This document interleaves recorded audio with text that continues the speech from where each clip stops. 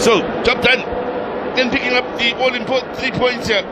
Jumping to the top of the group. And can they make it 3 in the way of goals for the 3 points? The answer is yes, sir! Beautifully done there and keeping the composure by Deon Hotto.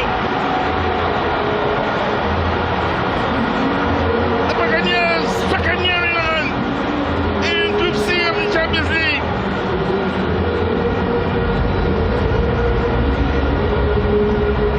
From the first to the last, they haven't given up or let up on the pressure.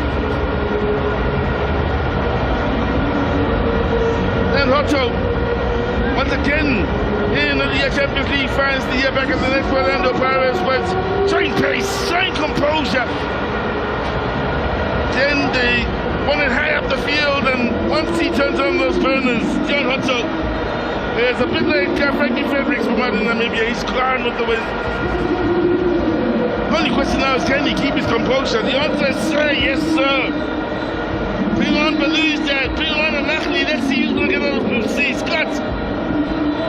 Yolanda ngenena sesikamaminzela isigodi bangena othabisa omonyane ngoku